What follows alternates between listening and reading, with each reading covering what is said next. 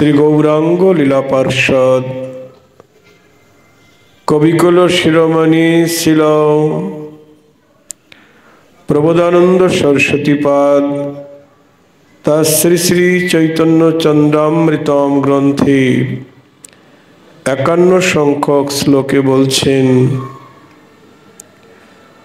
অসংখ্য দুষ্কর্মী আবিষ্ট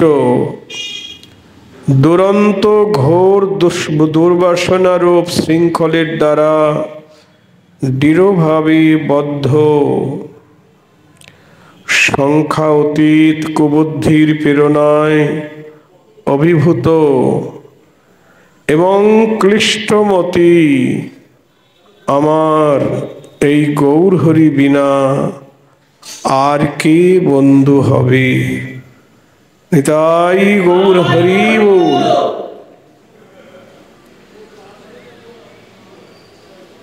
গ্রন্থকার নিজেকে অতি অযোগ্য অধম মনে করছেন, বলছেন আমি অসংখ্য দুষ্কর্মে আবিষ্ট। দুষ্কর্ম মানে খারাপ কর্ম। অসংখ্য দুষ্কর্মে আবিষ্ট আর দুরন্ত ঘোর দুর্বাসনারূপ শৃঙ্খলের দ্বারা দৃঢ়ভাবে বদ্ধ। দুরন্ত ঘোর দুর্বাসনারূপ শৃঙ্খলের দ্বারা দৃঢ়ভাবে বদ্ধ। কি বলছেন? অসংখ্য দুষ্কর্মে আবিষ্ট আবার দুরন্ত ঘোর দুর্বাসনারূপ শৃঙ্খলের দ্বারা দৃঢ়ভাবে বদ্ধ।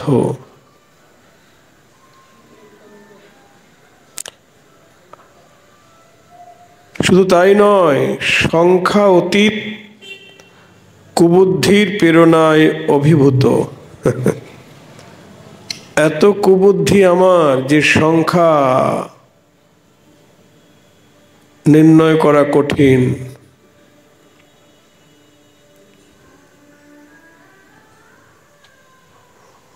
মনে পড়ছে ওই গানটা,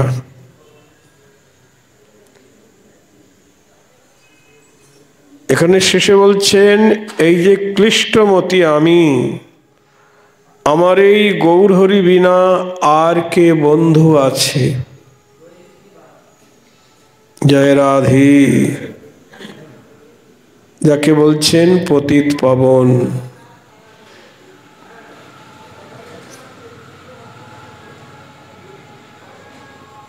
তুমি নির্মল করো মঙ্গল করে, মলিন মর্ম মোছায়ে। তুমি নির্মল করো মঙ্গল করে, মলিন মর্ম মোছায়ে। তব পূর্ণ কিরণ দিয়ে যাকো মোর মোহ কালিমা ঘুচায়ে, মলিন মর্ম মোছায়ে।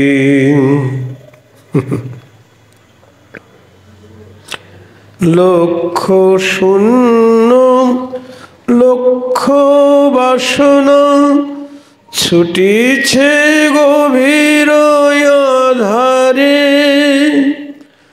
জানি না কখন ডুবে যাবে কোন অকুল গরল পাথারে। লক্ষ শূন্য লক্ষ বাসনা ছুটিছে গভীর আধারে, জানি না কখন ডুবে যাবে কোন অকুল গরল পাথারে ওগো বিশ্ব বিপদ হন্তা তুমি দাঁড়াও রুধিয়া পন্থা তব শ্রীচরণ তলে নিয়ে সমরে লক্ষ বাসনা ঘুচাই মলিন মর্ম মোছাই তুমি নির্মল করো মঙ্গল করে মলিন মর্ম মোছাই তব পূর্ণ কিরণ দিয়ে যাকো মোর মোহ কালিমা ঘুচাই মলিন মর্ম মোছাই। নিতাই গৌর হরি বল। গ্রন্থকার ছিল প্রবোধানন্দ সরস্বতী। তিনি বলছেন অসংখ্য দুষ্কর্মে আবিষ্ট, একটি দুটি দুষ্কর্ম নয়, অসংখ্য দুষ্কর্মে আবিষ্ট দুরন্ত ঘোর দুর্বাসনা, আমার অন্তরে ঘোর দুর্বাসনা, এই দুর্বাসনারূপ শৃঙ্খলের দ্বারা আমি দৃঢ়ভাবে বন্দী হয়ে আছি। আর সংখ্যা অতীত কুবুদ্ধি, এই কুবুদ্ধির প্রেরণায় অভিভূত ক্লিষ্টমতি আমার গৌর হরি বিনা আর কেউ বন্ধু নাই। হরি বল। গৌর হরি বিনা আর কে বন্ধু আছে গো?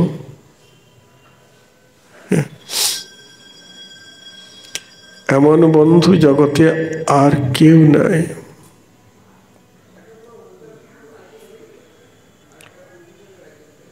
গৌরাঙ্গ তুমি মোরে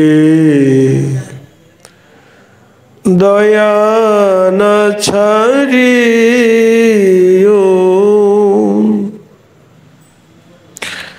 গৌরাঙ্গ তুমি মোরে দয়া না ছাড়িও,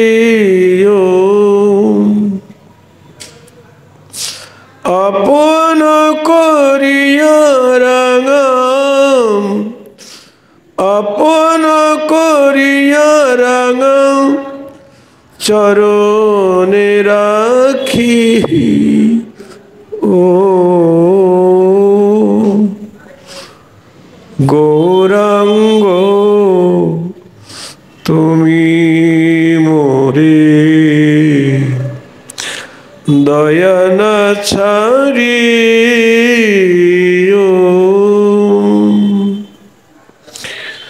তোমার লাগিয়া আমি সবতে আগে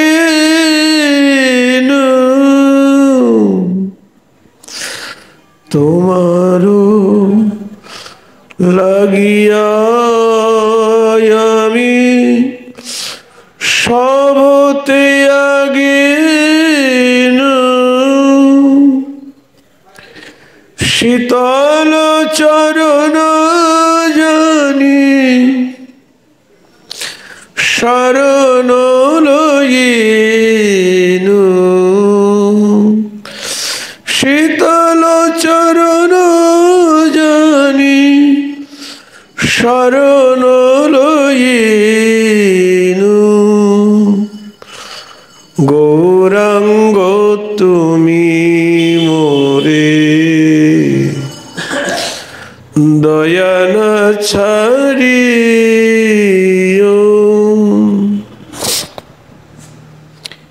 একুলে ওকুলে মুই দিনু তিলাঞ্জলি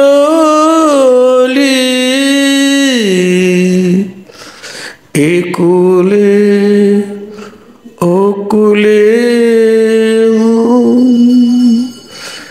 দিন তিলাঞ্জলি রাখিও চরণে মোরে আপনার বলি রাখিও চরণে মোরে আপনার বলি গৌরাঙ্গ তুমি মোরে দয়া না ছাড়িও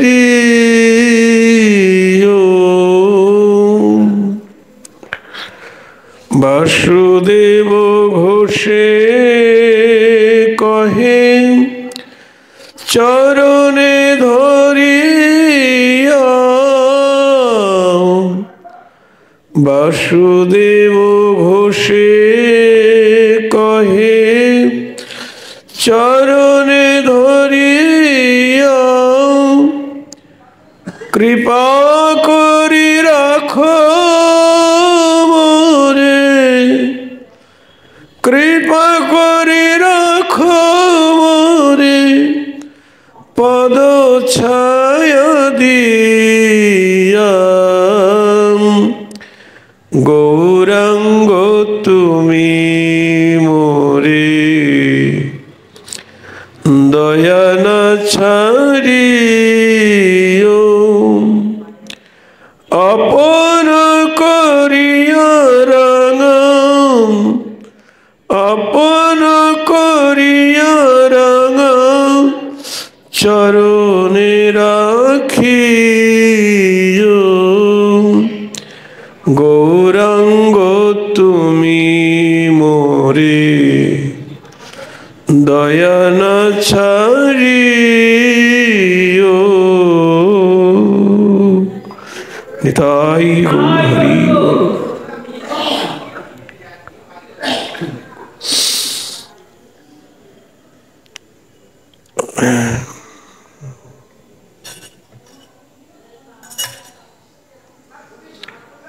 কালকেও বলেছিলাম সর্বোত্তম হয়েও নিজেকে হীন করি জানি কৃষ্ণ কৃপা করিবেন দৃঢ় করি মানে।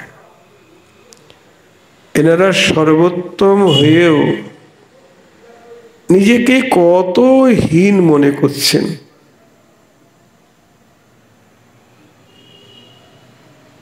যে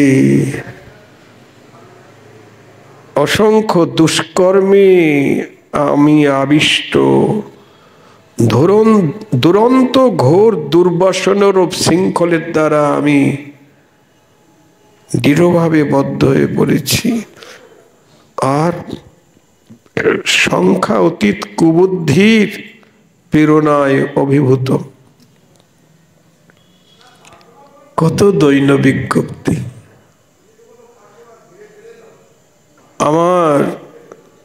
আমার মতো এই ক্লিষ্টমতির গৌরহরি বিনা আর কে বন্ধু হবে? গৌরহরি তো পতিত পাবন,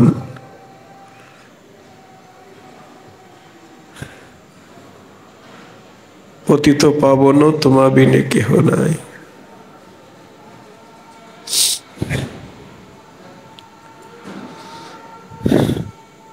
হা হন্তু হন্তু পরম ঘর পরমশর চিত্ত ভূমৌ ব্যথির ভবন্তি মম সাধন কোটয়োপি সর্বাত্মনা তদমহম অদ্ভুত ভক্তি বীজম শ্রী গৌরচন্দ্র চরণম শরণম করমি।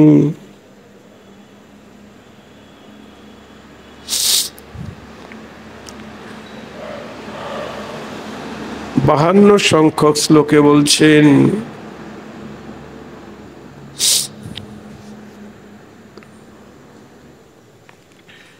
হায় হায় আমার পরম ঊষর চিত্তভূমিতে অসংখ্য অসংখ্য সাধন ব্যর্থ হয়ে গিয়েছে। আমি এখন সর্বান্তঃকরণে প্রেমভক্তির অদ্ভুত বীজ স্বরূপ গৌর পদকমলে শরণ গ্রহণ করিতেছি।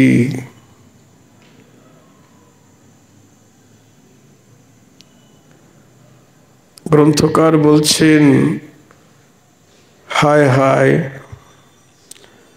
আমার পরম ঊষর চিত্তভূমিতে, ঊষর মানে শুষ্ক, যে ভূমিতে রস নাই, ঊষর চিত্তরূপ ভূমিতে অসংখ্য সাধন ব্যর্থ হয়ে গিয়েছে। শুকনা জমিতে যেমন বীজ বপন করলে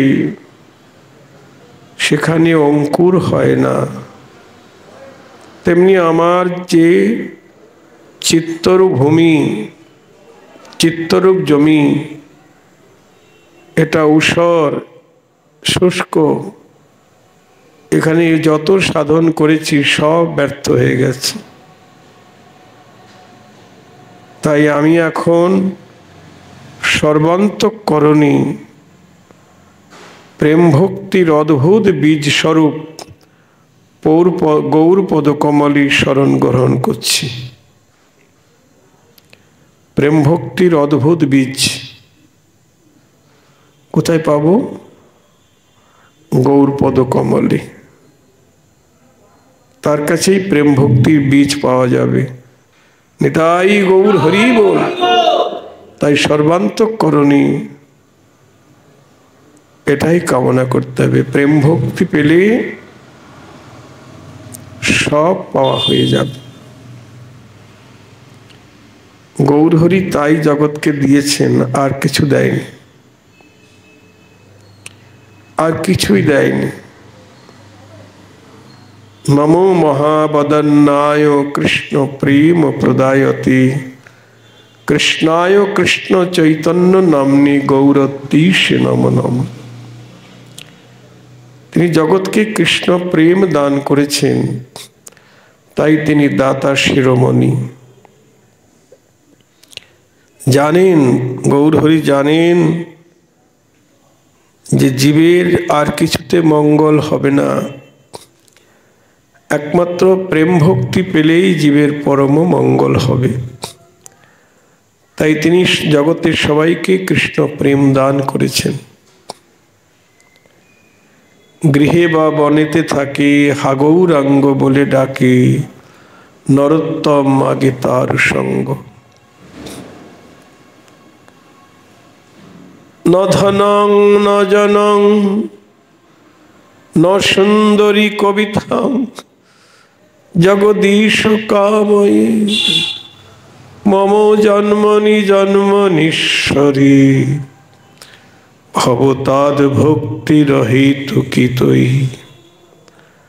মহাপ্রভুর শিক্ষাষ্টকে তিনি নিজে কৃষ্ণ হয়েও আবার কৃষ্ণের কাছে প্রার্থনা করছেন,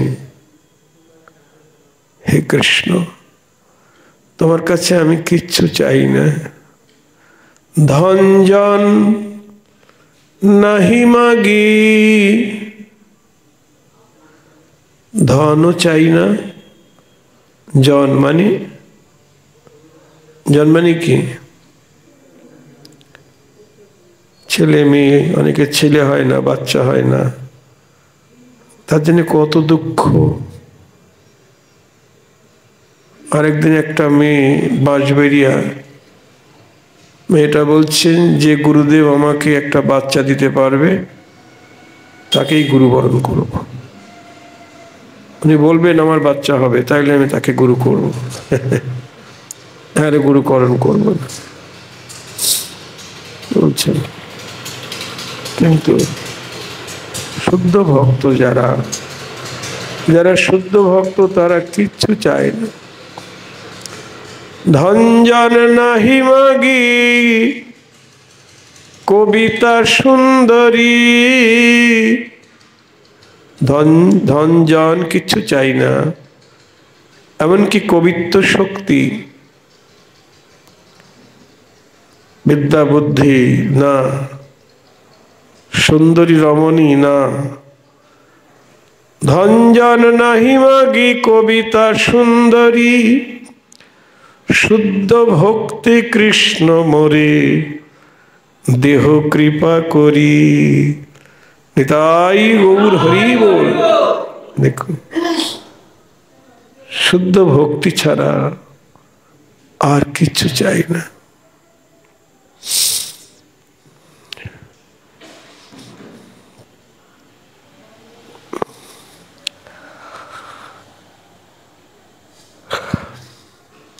প্রেম ধন বিনা ব্যর্থ দরিদ্র জীবন,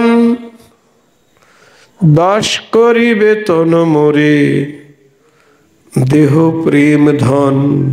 কি বলছেন? প্রেম ধন বিনা আমার জীবনটা দরিদ্র।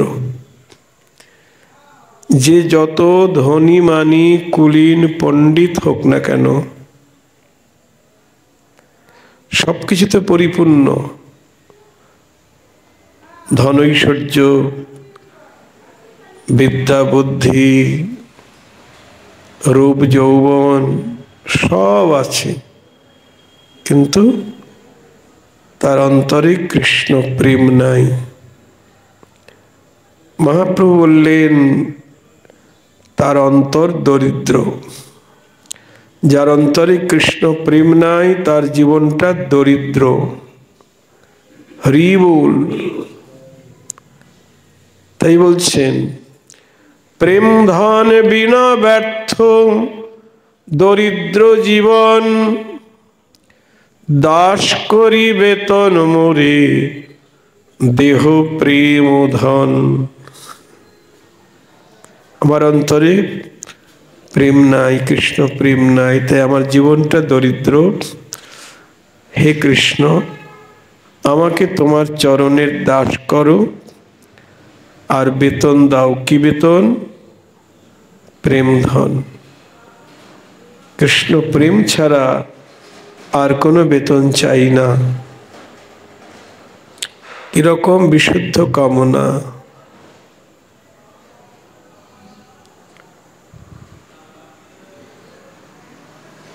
তাই বলছেন আমি এখন সর্বান্তঃকরণে প্রেম ভক্তির অদ্ভুত বীজ স্বরূপ গৌর পদকমলী শরণ গ্রহণ করছি। গৌর পদকমলী প্রেম ভক্তির অদ্ভুত বীজ পাওয়া যাবে। হরি বল। আর কেউ দিতে পারবে না। প্রেম ভক্তির বীজ আমার গৌরী দিতে পারবেন, নিতাই চাঁদ দিতে পারবেন, আর গৌরের যারা ভজন করছেন তার আনুগত্য নিয়ে তারা দিতে পারবেন। জয় জয় শ্রী গুরু। তারপরে কি? প্রেম কল্পতরু। শ্রী গুরুদেব প্রেমে কল্পবৃক্ষ, ওখানে প্রেম ফল ফলে। দেখেছেন কত পাওয়ার শ্রী গুরুদেবের।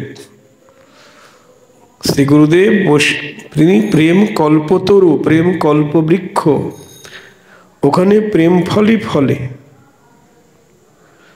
তবে সবাই শ্রীগুরু পদবাচ্য নন।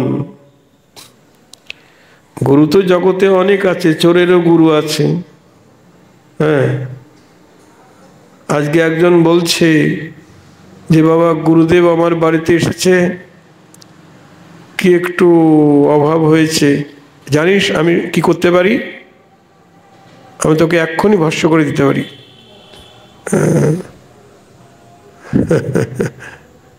বাহ, ইনি কি বলুন, এনার কাছে কি ইনি কি প্রেম কল্পবৃক্ষ যিনি শিষ্যকে ভস্য করে দেবেন? এগুলিতে বেশিরভাগ ক্ষেত্রে তান্ত্রিক গুরু যারা, তারা এগুলি করে। ভয় টয় দেখায়, দেখি সব করে। কিন্তু বৈষ্ণব গুরু তো কাউকে এরকম ভস্য টস্য করার কথা বলে না। যাই হোক, বৈষ্ণব গুরুই একমাত্র শ্রীগুরু পদবাচ্য, তিনি প্রেম কল্পতরু। যারা গোবিন্দ ভজন করে না, গৌর ভজন করে না, তাদের অন্তরে তো কৃষ্ণ প্রেম নাই। আছে? যারা কৃষ্ণকে ভালোবাসে না, গৌরকে ভালোবাসে না, তাদের অন্তরে প্রেম কোথায়? নাই। অতএব তারা দরিদ্র। তাদেরকে গুরুপরণ করলে আপনি প্রেম ভক্তির বীজ পাবেন না। প্রেম ভক্তির বীজ পেতে গেলে বৈষ্ণব গুরুর চরণাশ্রয় করিতে হইবে। ব্রহ্মাণ্ড ভ্রমিতে কোনো ভাগ্যবান জীব গুরু কৃষ্ণ প্রসাদে পায় ভক্তিলতা বীজ। এই দেখুন বলে দিচ্ছেন চৈতন্য চরিতামৃত।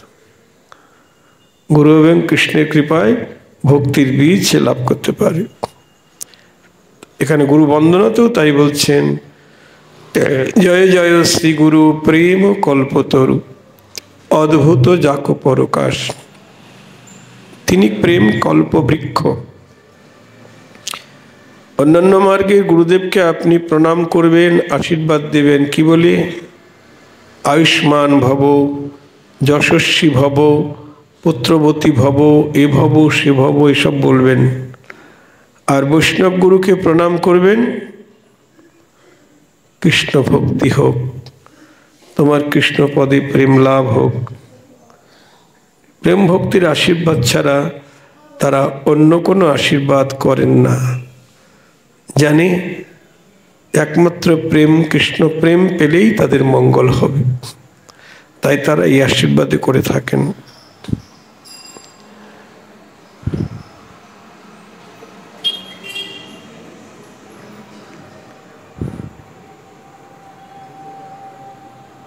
হা হন্ত চিত্তভুবি মে পরম উষরায়াং সদ্ভক্তি কল্পলতিকাং কুরিতা কথং স্বাৎ হৃদ্যকমিব পরমস্য শনীয়মস্তি চৈতন্য নাম কলয়ন্ন কদাপি শৌচ।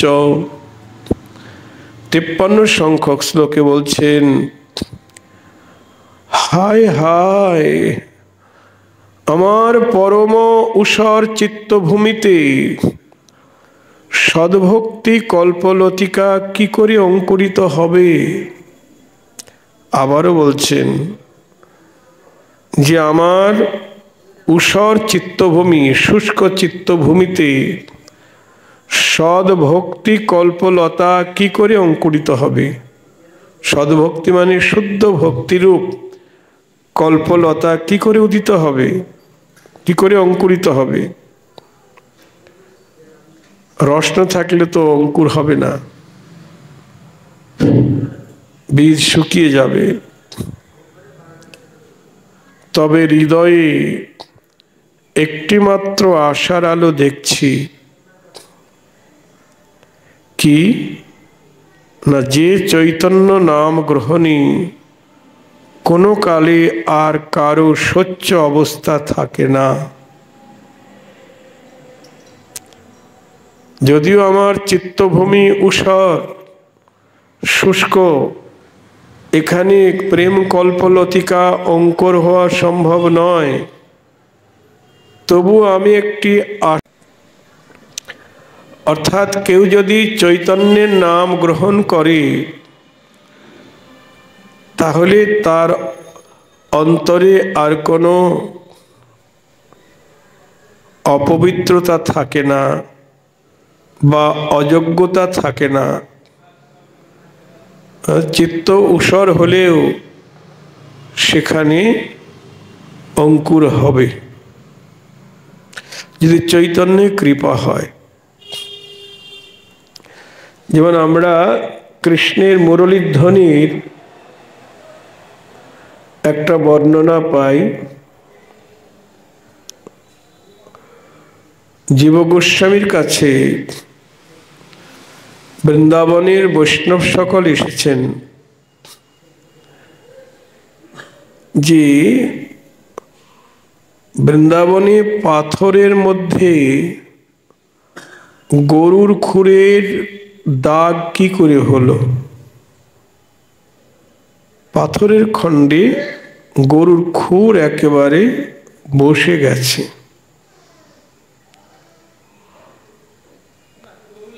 এটা কি করে সম্ভব হলো?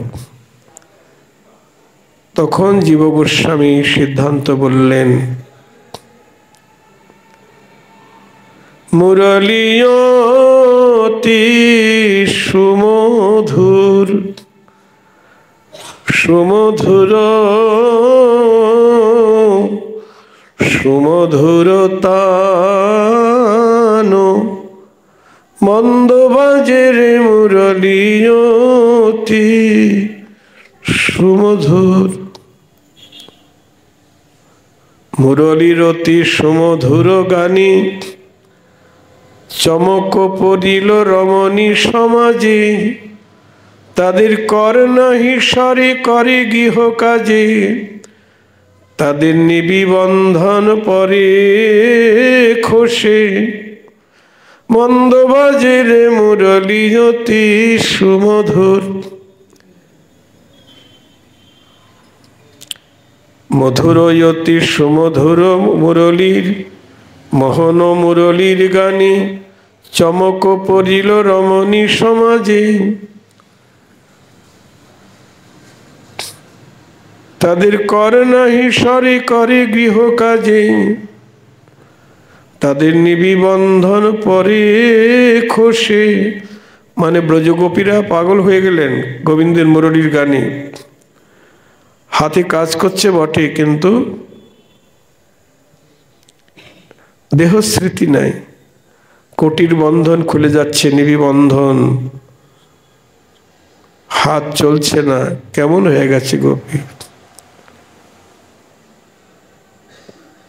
দরপহি দারু মঞ্জরে নব পল্লব,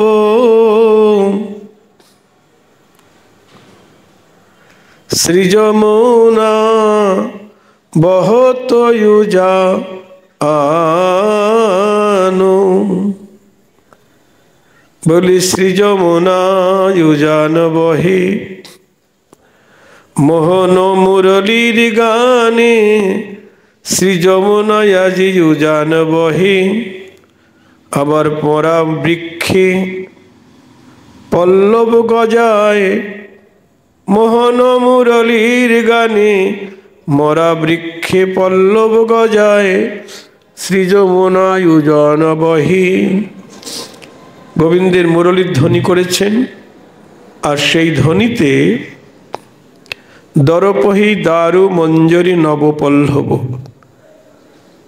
বৃক্ষ শুকিয়ে গেছে, মরে গেছে, কিন্তু মুরলীর গানে মরা বৃক্ষে পল্লব গজিয়েছে।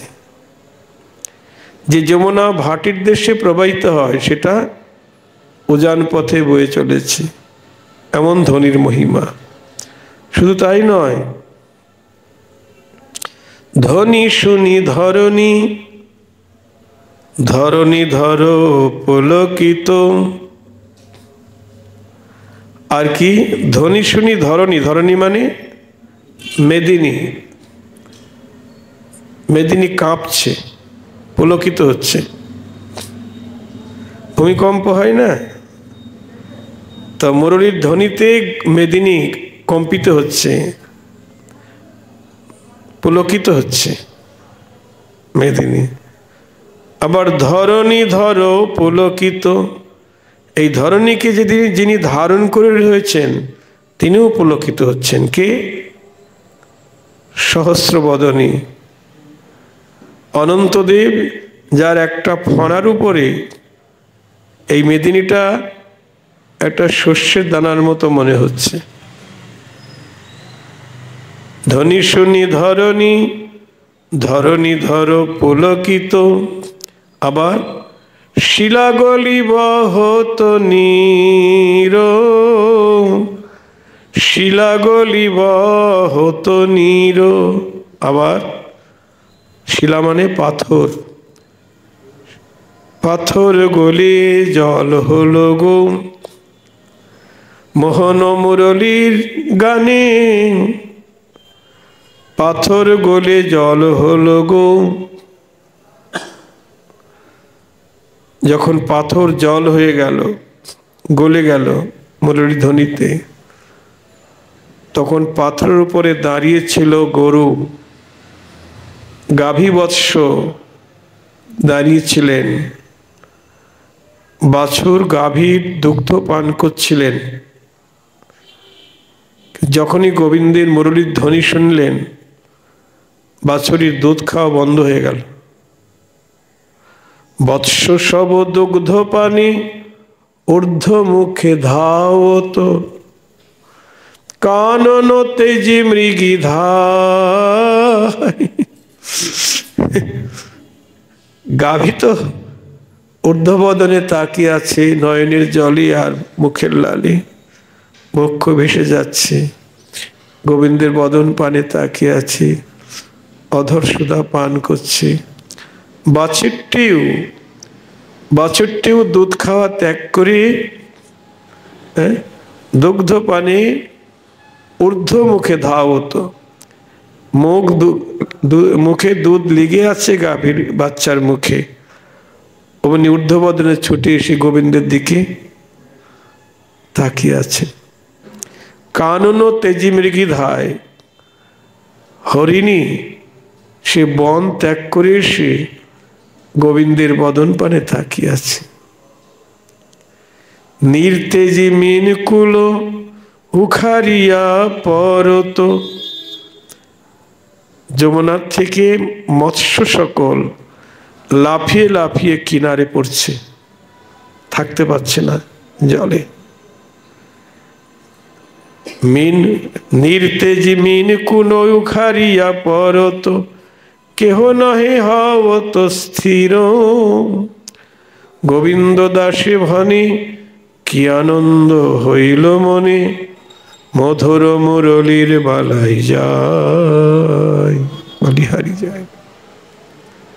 দেখুন তো, এই যে শিলা গলে জল হয়ে গেল, কাদা হয়ে গেল, তখনই গরুর খুর পাথরের মধ্যে বসে গেল। যখনই মুরলীর ধ্বনি বন্ধ হয়ে গেল,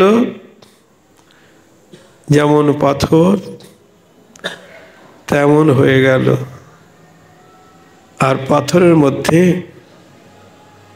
গাভীর পদচিহ্ন অঙ্কিত হয়ে গেল।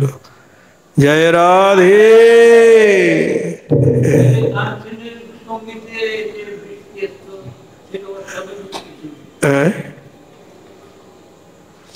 কি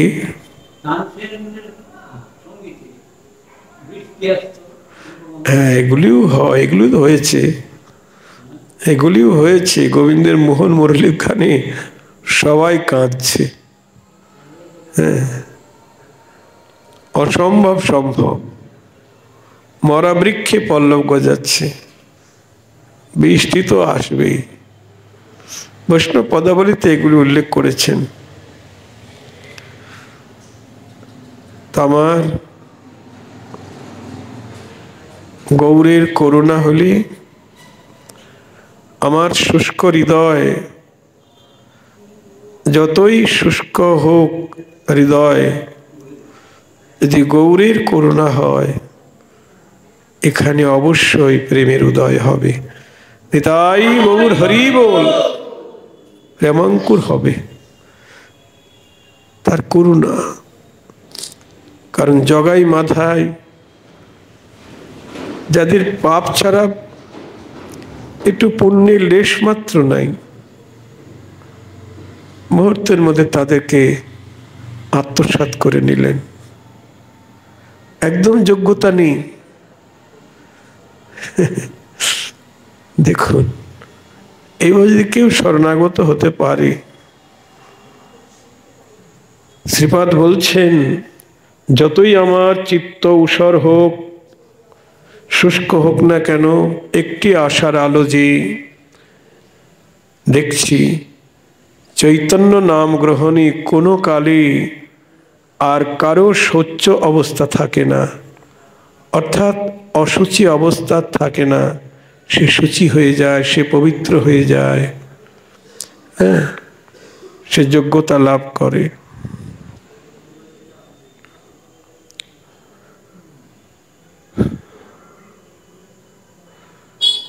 সংসার দুঃখ জলধৌ পতিতস্য কাম ক্রোধাদি নক্রমকরৈ কবলীকৃতস্য দুর্বাসনা নিগরিতস্য শ্রিয়া নিরাশ্রয়স্য চৈতন্য চন্দ্র মম দেহি পদ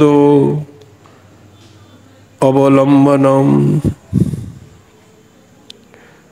শ্রীপাদ বলছেন, হে চৈতন্য চন্দ্র, সংসার দুঃখ সাগরে পতিত, কাম ক্রোধাদি নক্রমকরীর দ্বারা আমি আক্রান্ত, দুর্বাসনারূপ শৃঙ্খলে বদ্ধ,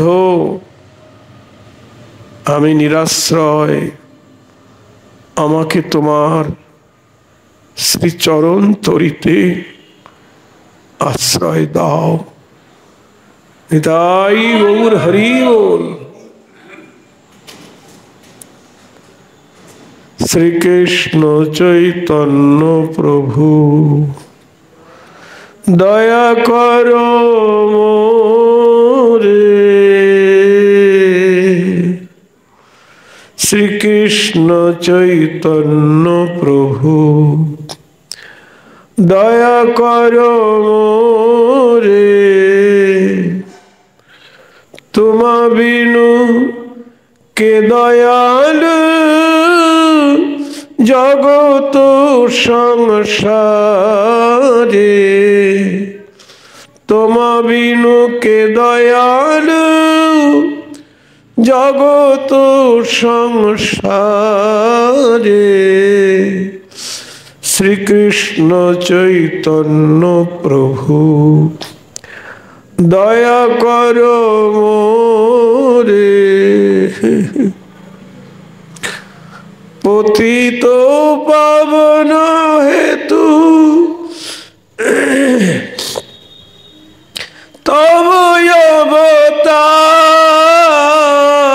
অবতার, পতিত পাবন হেতু তব অবতার,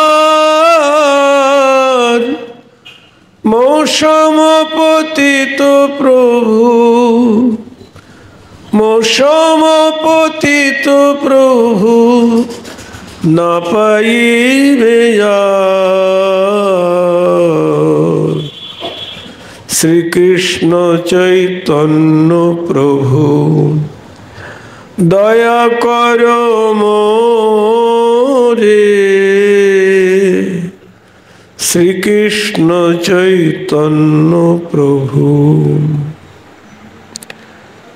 হা হা প্রভু নিত্যানন্দ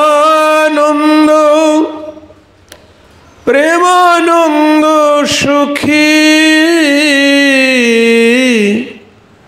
হা হা প্রভু নিত্যানন্দ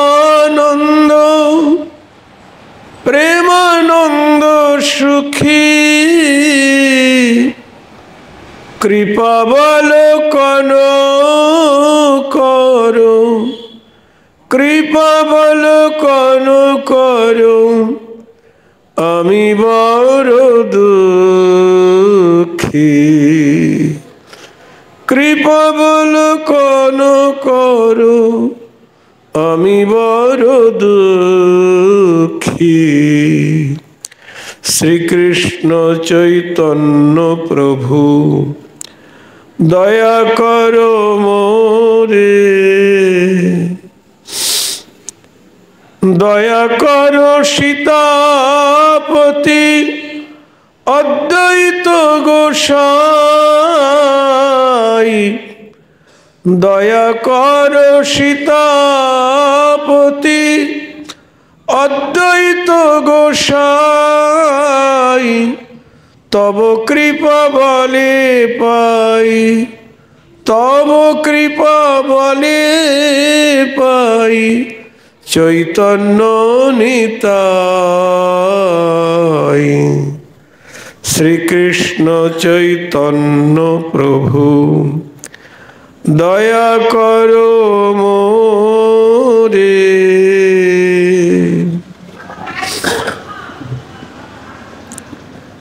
হা হা স্বরূপ সনাতন রূপ রঘুনাথ, হা হা স্বরূপ সনাতন রূপ রঘুনাথ, ভট্ট যুগ শ্রীজীব হা, ভট্ট যুগ শ্রীজীব হা প্রভু লোকনাথ,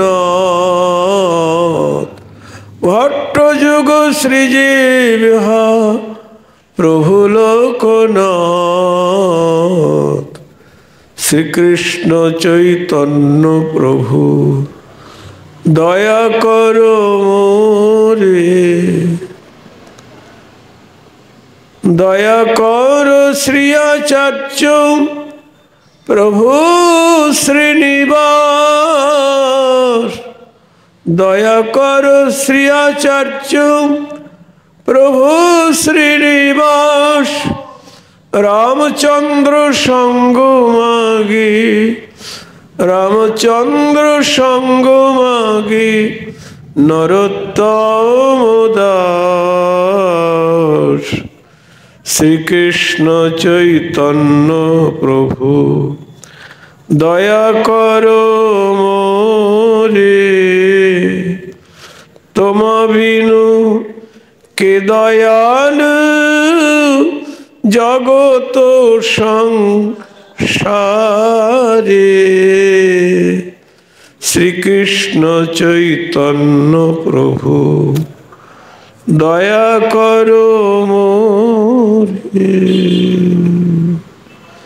নিতাই গৌর হরি বল।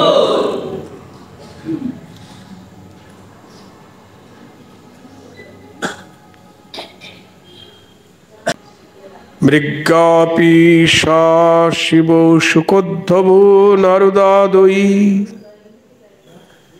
রাশ্চর্য ভক্তি পদবী নদবিয়সীন, দুর্বোধ বৈভবপতে মই পামরে অপি, চৈতন্য চন্দ্র যদিতে করুণা কটাক্ষ। ৫৫ সংখ্যক শ্লোকে বলছেন, হে চৈতন্য চন্দ্র,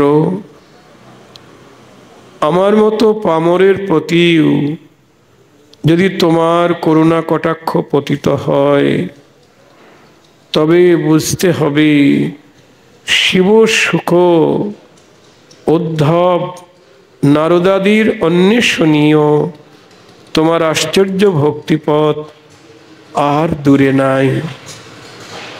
জয় রাধে।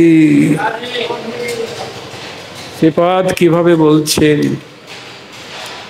প্রবোধানন্দ সরস্বতীপাদ বলছেন যে আমার মতো পামরের প্রতিও যদি তোমার কৃপা কটাক্ষপাত হলো, তাহলে বুঝতে হবে যে শিব শুক উদ্ধব নারদাদির অন্বেষণীয়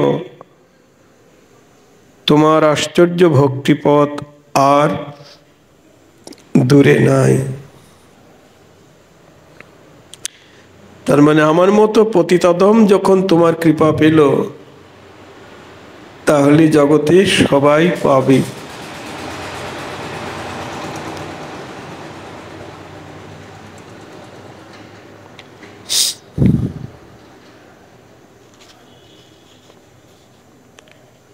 কষা নিরঙ্কুশ কৃপা কতদ বৈভবম অদ্ভুতম কষা বৎসলতা শৌরি গৌরী যাদ্রিকৃতবাত্মনি।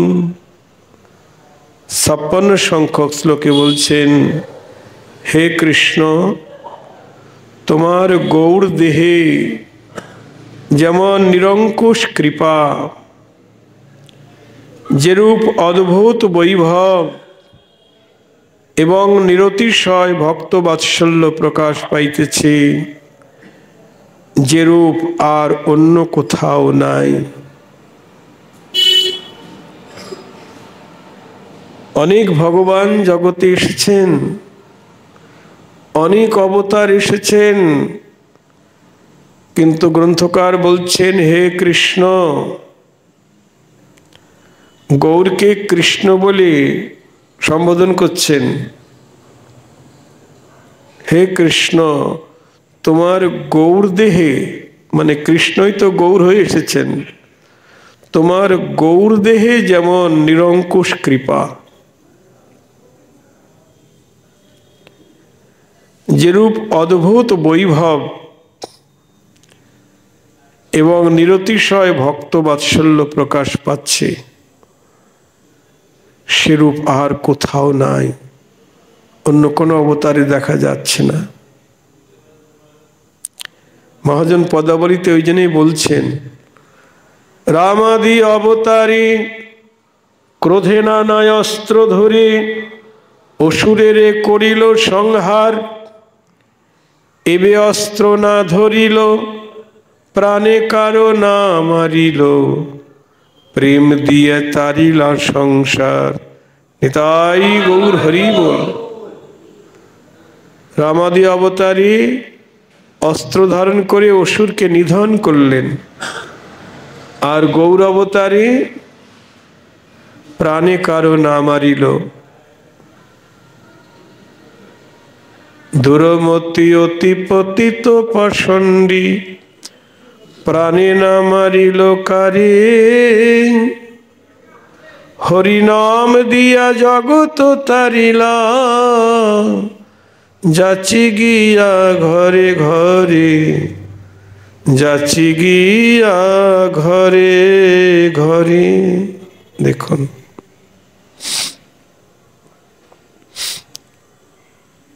শুধু কি হরিনাম প্রেম দিলেন? গৌর হরি যা দিয়েছেন সবচাইতে শ্রেষ্ঠ সম্পদ রাধা দাস্য। অন্য কোনো ভগবানের এটা দেওয়ার ক্ষমতাও নাই, দিতে পারবেও না। একমাত্র গৌর অবতারই এটা দেওয়া সম্ভব। তিনি বলছেন, কৃষ্ণলীলা শেষে কৃষ্ণ বলছেন, যোগধর্ম প্রবর্তন হয় অংশ হইতে, আমা বিনা অন্য নারী ব্রজপ্রেম দিতে।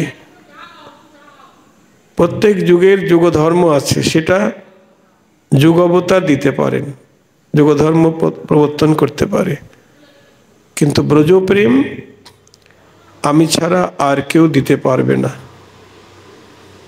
তাই সেই ব্রজের কৃষ্ণ রাধার ভাবকান্তি নিয়ে গৌর হয়ে জগতের সবাইকে ব্রজপ্রেম দান করছেন। ব্রজপ্রেম গৌর হরি আমাদের অন্য কোনো প্রেম দেন নাই, ব্রজপ্রেম দিয়েছেন। চারি ভাবের ভক্তি দিয়া না চাইম ভুবন। ব্রজের যে দাস্য সখ্য বাৎসল্য মধুর, এই চার ভাবের ভক্তি মহাপ্রভু জগৎকে দান করলেন।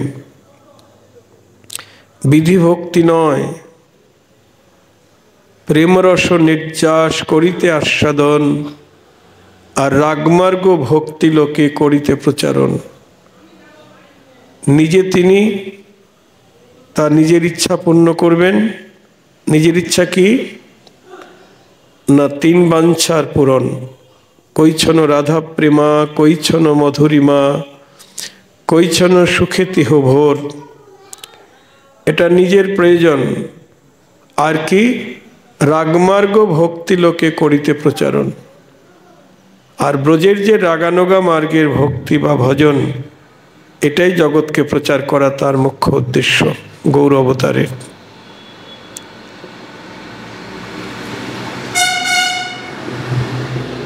নাম প্রেম প্রচার সত্যই হেতু, কিন্তু এহ বহিরঙ্গ। ইহা ছাড়া আছে আর এক অন্তরঙ্গ। এটা কি? প্রেমরস নির্যাস করিতে আস্বাদন, আর রাগমার্গ ভক্তি লোকে করিতে প্রচারণ। এখনো অনেকে বিধিমার্গে ভজনের কথাই সবাইকে বলছে, কিন্তু বিধিমার্গে ভজন মহাপ্রভু আমাদের শিক্ষা দেননি। রাগানুগা মার্গে ভজনের কথাই জগৎকে শিক্ষা দিয়েছেন। ওই যে ব্রজপ্রেম মানেই হলো রাগানুগা মার্গে ভজন। ব্রজপ্রেম তো বিধিমার্গে পাওয়া যাবে না। রাধাকৃষ্ণের যুগল ভজন কি বিধিমার্গে ভজন হবে? কখনো নয়। ওটা রাগানুগা মার্গেই করতে হবে।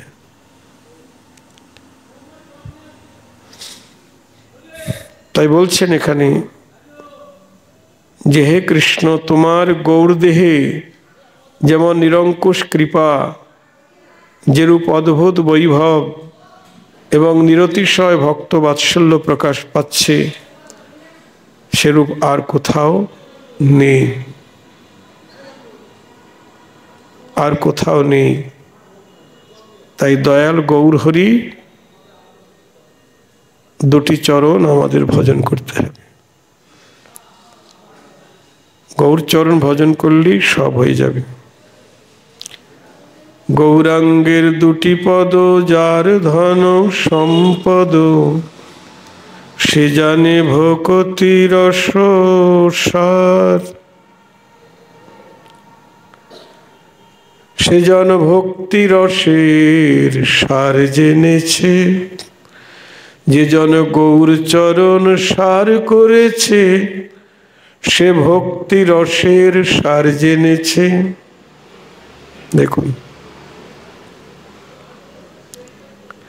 সর্বসিদ্ধি তার করতলে,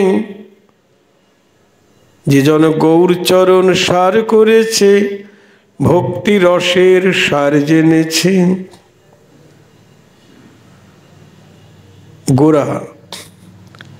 গোড়ায় জল দিলে যেমন আলাদা করে আর ডালপালায় জল দিতে হয় না, তেমনি শচীর নন্দন গোরা রাধা কৃষ্ণের মিলিত তনু, তাকে ভজন করলে সব ভগবানের আরাধনা হয়ে যায়।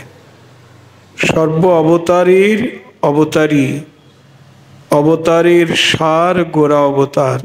নিতাই গৌর হরি বল। যে জন কৃষ্ণ ভজে সে বড় চতুর, যে গৌর ভজে সে আরো বেশি চতুর। গৌরাঙ্গের মধুর লীলা যার কর্ণে প্রবেশিলা। তো গৌর হরিকে নিয়ে নাচানাচি মাতামাতি নেই। এত ঢাকঢোল পিটিয়ে নাচানাচি মাতামাতি করছি, কিন্তু নবদ্বীপের যিনি অধীশ্বর, জগৎ ব্রহ্মাণ্ডের অবতারের সার গোরা অবতার, তাকে নিয়ে আমরা নাচানাচি মাতামাতি করতে পারছি না। আমাদের কি দুর্ভাগ্য! আমাদের গৌরকে নিয়ে বিদেশিরা নাচানাচি মাতামাতি করছে, তাদের কত ভাগ্য! আর আমরা গৌরাঙ্গের ঘরের ছেলে হয়েও গৌরকে নিয়ে তাকে ভালোবাসতে পারছি না। কি দুর্ভাগ্য আমাদের! ভীষণ দুর্ভাগ্য, ভীষণ দুর্ভাগ্য। বৃন্দাবনে সেখানে পশু পাখিও রাধে রাধে বলছে, ছোট ছোট বাচ্চারাও রাধে রাধে বলছে। রাধে রাধে ছাড়া কোনো কথাই নেই। তেমনি নবদ্বীপেও তো সবার মুখে জয় নিতাই, জয় গৌর, এগুলি থাকা উচিত। কেবল নিতাই গৌরকে নিয়েই মাতামাতি করতে হবে। তো গৌরাঙ্গের দুটি পদ যার ধন সম্পদ সে জানে ভক্তি রস সার। একদম সার কথা বলছেন নরোত্তম ঠাকুর। আমি আমার পিছনের দেয়াল দিয়ে এই পদটা লিখে দিয়েছি। তখন আবার যখন লেখা হচ্ছিল তখন ওখান দিয়ে কিছু শিক্ষিত, তথাকথিত শিক্ষিত মানুষ ওখানে ছিল। তারা বলছে, বাবাজির বিনা পুঁজির ব্যবসা, তো আমি কীর্তন করেছি, তো যা পেয়েছি এসব করেছি, তা আর কি করবে, এসব শ্রাদ্ধ করছে। তা দেখুন, যার যেমন ভাব। গৌরাঙ্গের দুটি পদও লিখেছি, কিন্তু ওটা তার চোখে ভালো লাগছে না। নবদ্বীপে তিনি বাস করেন, প্রতিদিন ঘরের পিছন দিয়ে যাতায়াত করেন। যে লিখছে আর্টিস্ট, সে আমাকে বলছে, বাবা এইসব বলছে। বলুক, যার যেমন ভাব তার তেমন লাভ।